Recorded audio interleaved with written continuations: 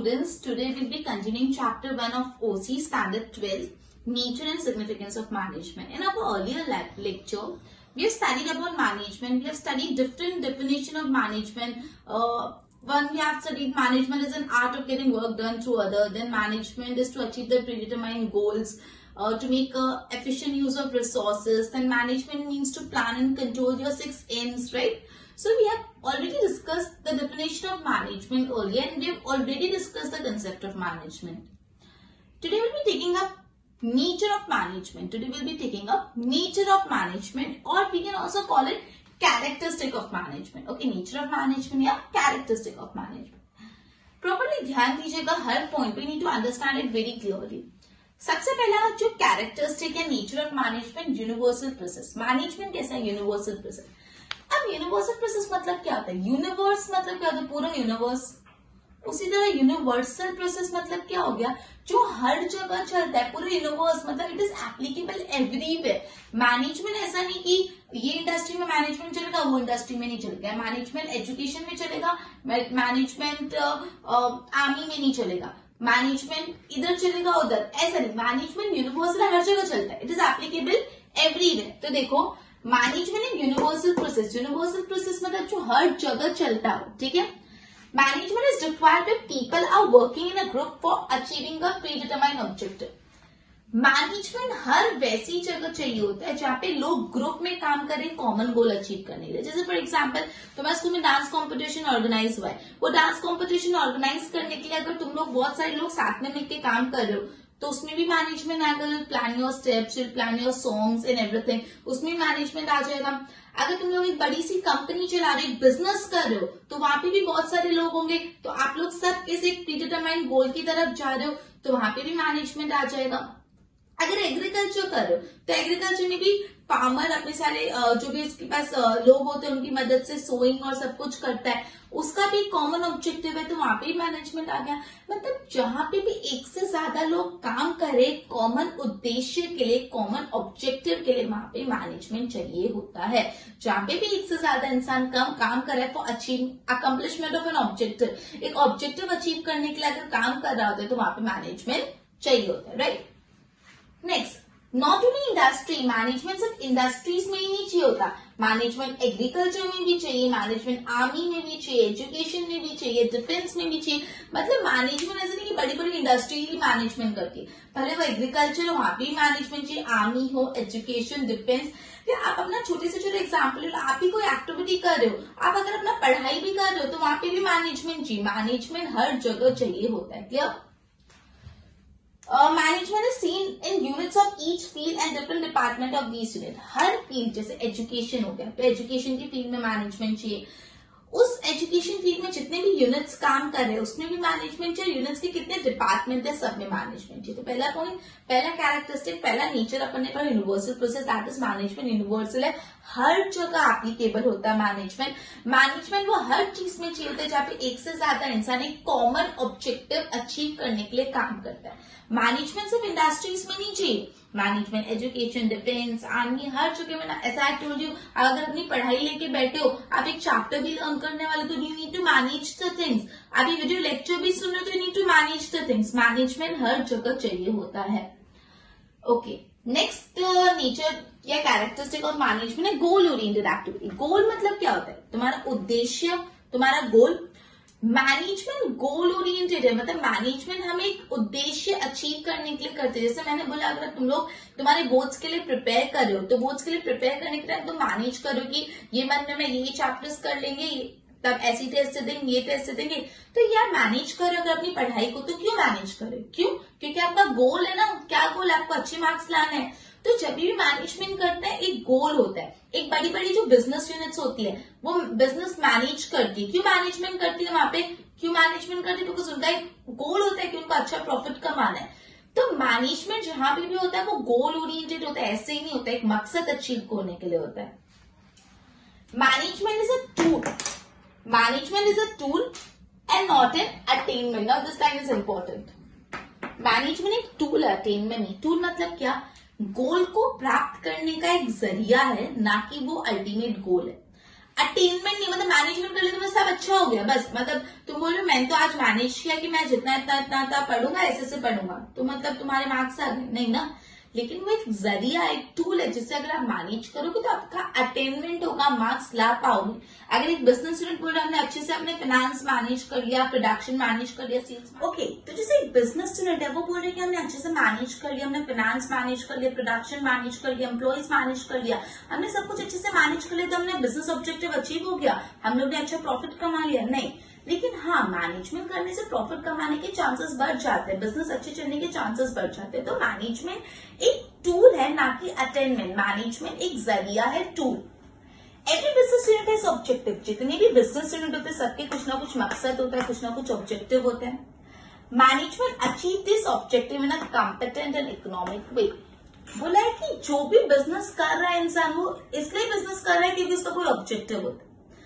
अब मैनेजमेंट का क्या काम होता है, ये ऑब्जेक्टिव को कॉम्पिटेंट और इकोनॉमिक वे में अच्छे से, कॉम्पिटेंट नहीं मतलब एकदम प्रॉपरली, और इकोनॉमिक मतलब प्रॉपर रीजनेबल कॉस्ट पे अचीव करना, ठीक है। तो यहाँ पे देखो, goal oriented activity, management is a tool and not an attainment. Every business unit has objective, management achieve this objective in a competent and economic way. Management ये objective को कॉम्पिटेंट इकोनॉमिक वे में अचीव करता है। अपने 2 points पढ़े। Management universal process है, हर जगह चाहिए होता है, कोई एक ही जगह नहीं। It is universal and goal oriented, मतलब मैनेजमेंट का हमेशा कोई गोल होता है, कोई मकसद होता है, ठीक है। एक बार इसको देख के फटाफट इसके नोट्स बना दो।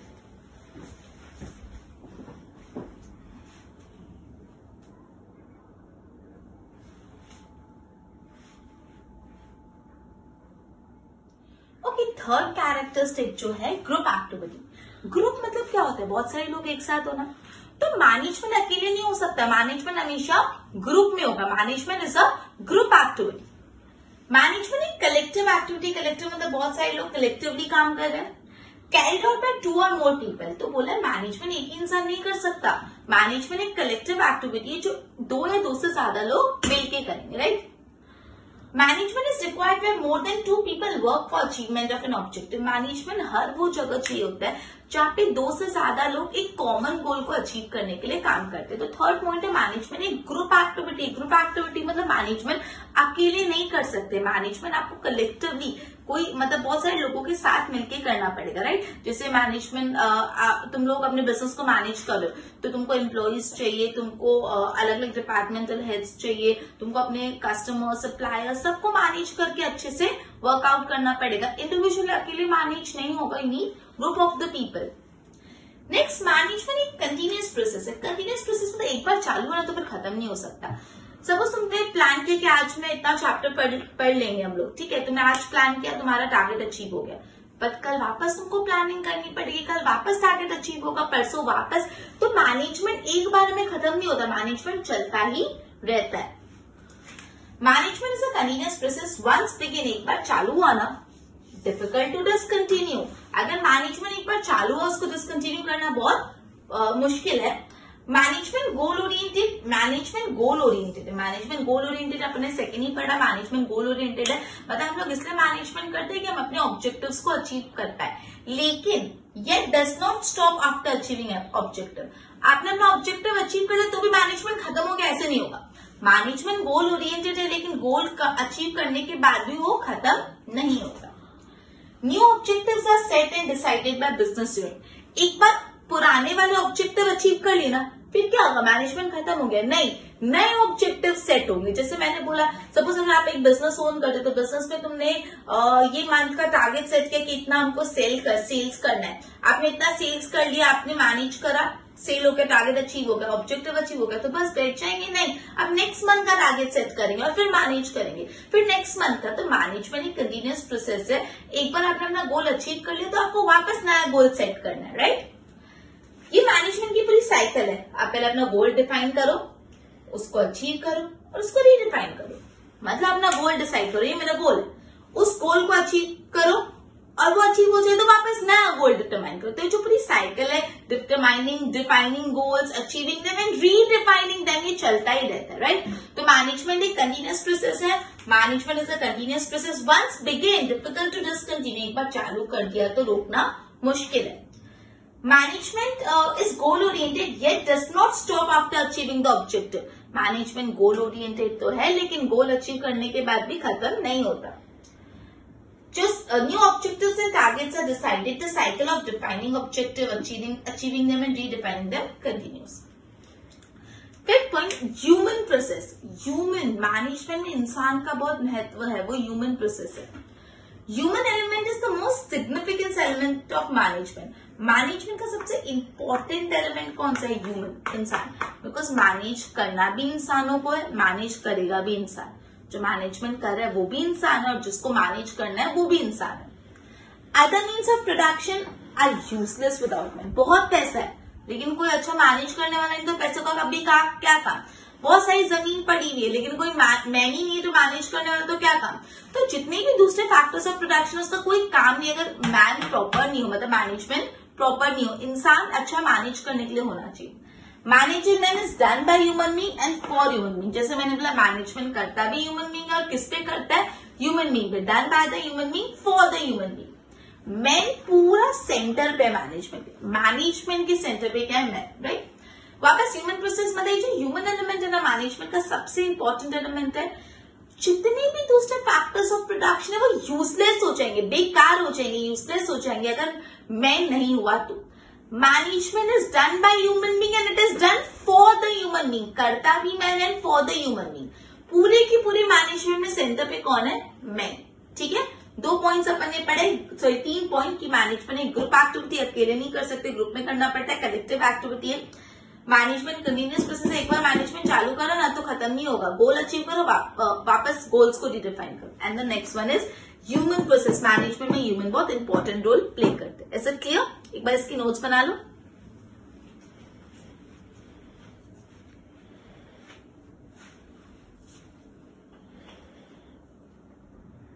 Okay, next characteristic, next nature of management है डिसीजन प्रोसेस.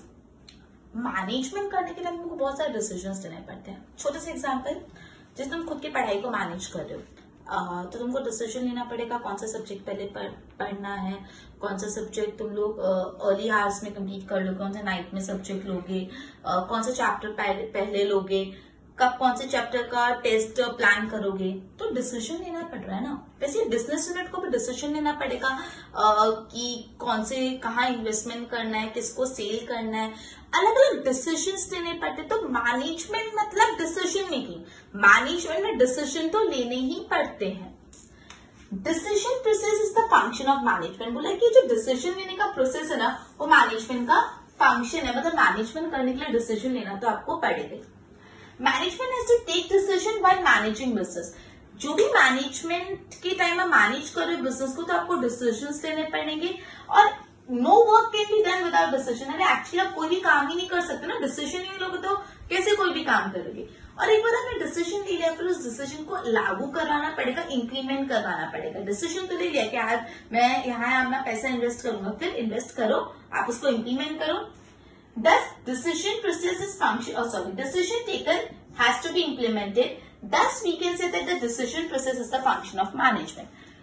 यहाँ तो पॉइंट स्टार्ट हुआ कि जो डिसीजन प्रोसेस है, decision process function of management है. ये ना तुम लोग को 2 मार्क में इंडिविजुअली भी पूछ सकते हैं. How it can be said that decision process is function of management. ये सारे पॉइंट तुमको लिखना है.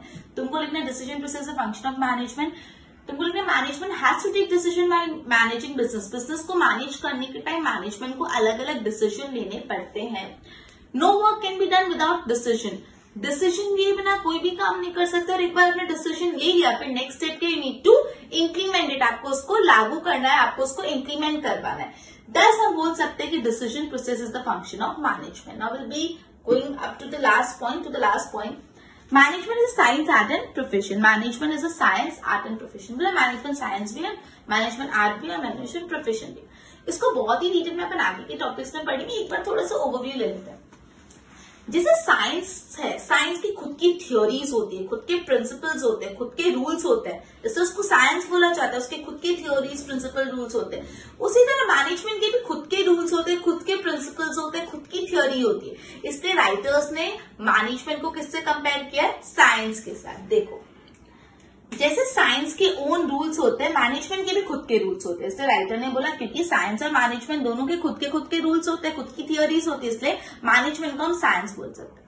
मैनेजमेंट को आर्ट कैसे बोल सकते हैं? अपन ने पढ़ा ना, management is an art of getting work done through other. Management एक ऐसी कला है कि आप दूसरों से कैसे प्रॉपरली काम करवा रहे हो। तो इससे अपन को पता चलता है कि मैनेजमेंट एक आर्ट है, समझ रहे हैं। लास्ट मैनेजमेंट प्रोफेशन कैसे? प्रोफेशनल मतलब क्या होता है? लॉयर, चार्टर्ड अकाउंटेंट, डॉक्टर्स, ये सब प्रोफेशनल्स होते हैं। प्रोफेशनल्स उनको क्यों बोला जाता है? बिकॉज उन्हें कोई स्पेशल नॉलेज होता है। डॉक्टर्स को मेडिकल का स्पेशल नॉलेज होता है, वो अपना नॉलेज देते हैं, they charge fees for the same. Chartered accountants, उनको अकाउंटेंसी और इन सब के बारे में बहुत ज्यादा नॉलेज होता है, उनके पास एक्सपर्ट नॉलेज होता है, ठीक है। तो प्रोफेशनल्स जो होते हैं उनके पास एक एक्सपर्ट नॉलेज होता है, एक स्पेसिफिक एक्सपर्ट नॉलेज होता है, ठीक है। उसी तरह मैनेजर्स जो होते हैं, जो मैनेजमेंट करते हैं, आजकल मैनेजमेंट करने के लिए बहुत ज्यादा ट्रेन्ड एक्सपर्ट, मतलब जो बिजनेस स्टूडेंट में आजकल मैनेजर की पोस्ट बहुत हाई पोस्ट मानी जाती है, वो एकदम एक्सपीरियंस्ड होते हैं, ट्रेन्ड होते हैं, इसलिए उनको क्या बोला जाए? मैनेजमेंट को क्या बोला जाए? कि ये भी प्रोफेशन ही है, कि जैसे प्रोफेशन में बहुत एक्सपर्ट नॉलेज चाहिए होती है, मैनेजमेंट में भी एक्सपर्ट नॉलेज चाहिए होती है। तो था कि management science art and profession है, साइंस की, और जैसे साइंस के खुद के रूल्स होते हैं, मैनेजमेंट के भी खुद के रेगुलेशन, रूल्स और थ्योरीज होती है। Management is an art of getting work done through other, तो मैनेजमेंट आर्ट है। मैनेजमेंट प्रोफेशन क्यों है? मैनेजमेंट प्रोफेशन इसलिए कि जैसे प्रोफेशनल में एक्सपर्ट नॉलेज चाहिए होती है, एकदम इंटेलेक्चुअल चाहिए होता है, वैसे ही मैनेजमेंट करने के लिए भी एक्सपर्ट नॉलेज चाहिए होती है। ओके, तो अपने अभी तक जितने भी पॉइंट्स पर उसको सम अप कर लेते हैं। अपने आज पढ़ा nature and characteristic of management. 7 points थे, इसको लर्न करने का एक सिंपल तरीका, 7 में से 4 तो प्रोसेसेस ही थे, 7 में से 4 तो प्रोसेसेस ही थे। देखो, universal process, continuous process, human process, decision process, मतलब 4 तो प्रोसेस ही हो गए। Universal process, continuous process, human process, decision process. Management की 4 कैरेक्टरिस्टिक, 4 नेचर, चारों प्रोसेस है। कौन से 4 प्रोसेस है? Universal process, continuous process, human process, decision process, ठीक है। बाकी 3 बचे 7 में से। उसमें पहला आ गया गोल ओरिएंटेड, और ये गोल ओरिएंटेड और ये भी जी से यहाँ पे साथ में तुम लर्न कर सकते हो, group activity. Goal oriented, group activity, goal oriented और वो कैसी एक्टिविटी? Group activity. और लास्ट में तो सबसे अलग ही है, साइंस आर्ट प्रोफेशन। सिंपल, वापस कैसे लर्न करना है हेड पॉइंट्स अपन को? 7 हेड पॉइंट्स है nature and characteristic of management. 7 में से 4 ग्रुप है, 4 प्रोसेसेस है। कैसे प्रोसेस? पहला, it is a universal process, management universal process, continuous process, human process, decision process. 4 process, बाकी कितने बचे? 3 में से 2 जी से स्टार्ट होते हैं, goal oriented and group activity. Management एक गोल ओरिएंटेड और एक ग्रुप में होता है, ग्रुप एक्टिविटी। और लास्ट वाला सबसे अलग, management is science art and profession. I hope it's clear. एक बार इतने प्रॉपर्ली नोट्स बना लो। आज का लेक्चर यहाँ पे अपन कंप्लीट करते हैं, इसके नोट्स बना लो।